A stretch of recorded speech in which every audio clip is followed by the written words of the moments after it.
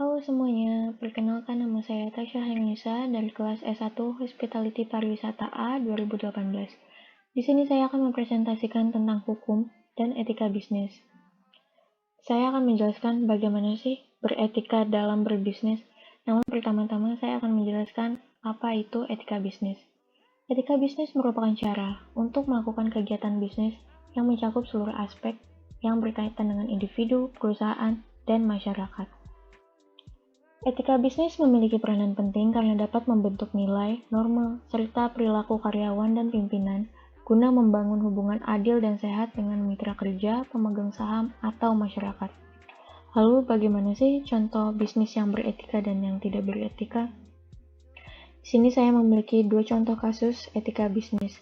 Dan yang pertama, saya akan menjelaskan kasus bisnis tidak beretika. Salah satu contohnya adalah produk susu kental manis. Semua orang pasti tahu dong tentang produk susu kental manis. Dan ini adalah salah satu produk yang cukup populer di Indonesia, yaitu Frisian Flag.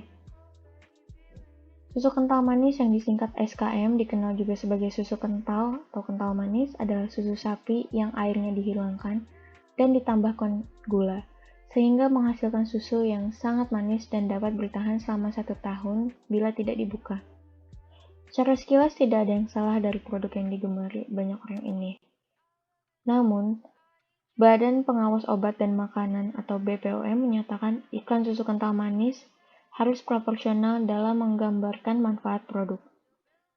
Dalam pengawasan post-market ditemukan iklan yang menceritakan SKM sebagai produk asupan gizi bagi balita. SKM memang berbeda dengan susu jenis lain. Susu sebenarnya diperuntukkan sebagai pendamping makanan utama anak yang harus penuh gizi, sedangkan SKM didominasi oleh gula yang jika dikonsumsi terlalu banyak dapat menimbulkan efek samping bagi perkembangan anak. BPOM berwenang menghilangkan kata susu di susu kental manis. SKM sebagai produk yang tidak terlalu dianjurkan dikonsumsi oleh anak di bawah umur 5 tahun. Penghilangan kata susu bertujuan agar para ibu tak salah memberi nutrisi kepada anak mereka. Setelah itu, BPOM mengeluarkan surat edaran tahun 2018 tentang label dan iklan pada produk susu kental dan analognya. Surat edaran ini berisi beberapa peraturan. Yang pertama, dilarang menampilkan anak-anak berusia di bawah 5 tahun dalam bentuk apapun. Yang kedua, dilarang menggunakan visualisasi bahwa produk susu kental dan analognya disetarakan dengan produk susu lain sebagai penambah atau pelengkap zat gizi. Produk susu lain ini seperti susu sapi, susu yang dipasteurisasi, susu yang disterilisasi, susu formula, atau susu pertumbuhan. Yang ketiga, dilarang menggunakan visualisasi gambar, susu cair, dan atau susu dalam gelas serta disajikan dengan cara diseduh untuk dikonsumsi sebagai minuman. Yang keempat, khusus untuk iklan, dilarang ditayangkan pada jam tayang acara anak-anak. Dalam kasus ini, produk susu kental manis melanggar etika bisnis karena tidak berlaku jujur atau melebih-lebihkan dalam hal promosi. Hal ini tentu akan merugikan bagi para konsumen, khususnya para ibu yang tidak mengerti apa risiko yang akan didapat jika mengonsumsi produk SKM secara berlebihan.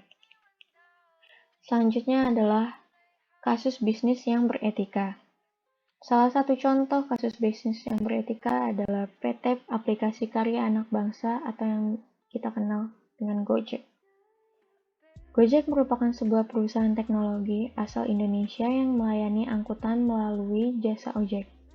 Didirikan oleh Nadiem Makarim pada tahun 2010, kini Gojek telah tersedia di 50 kota di Indonesia. Gojek juga mempunyai layanan pembayaran digital bernama GoPay. Selain Indonesia, kini Gojek tersedia di Thailand, Vietnam, dan Singapura. Di era global seperti ini, Gojek tidak hanya memudahkan para penggunanya untuk menemukan transportasi, tapi Gojek memiliki banyak fitur yang cukup memudahkan dalam aktivitas sehari-hari seperti GoFood untuk mencari makanan, GoClean untuk membersihkan rumah, GoSend untuk mengirim pesan, dan beberapa fitur lainnya. Ternyata di samping mempermudah hidup konsumen, Gojek juga meningkatkan perekonomian Indonesia. Sebuah riset yang dilakukan oleh Lembaga Demografi Fakultas Ekonomi dan Bisnis Universitas Indonesia menyebutkan Gojek telah memberikan kontribusi sebanyak 8,2 triliun per tahun bagi perekonomian Indonesia melalui penghasilan mitra pengemudi. Gojek juga berkontribusi 1,7 triliun per tahun bagi perekonomian Indonesia melalui penghasilan mitra UMKM.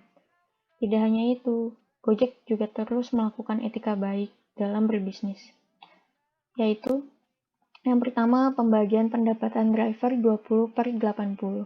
Misalnya, jika ada orderan 100.000, Gojek mendapatkan 20.000 dan driver mendapatkan 80.000. Jadi, driver mendapatkan lebih banyak. Hal ini terjadi agar driver lebih giat untuk mencari pelanggan.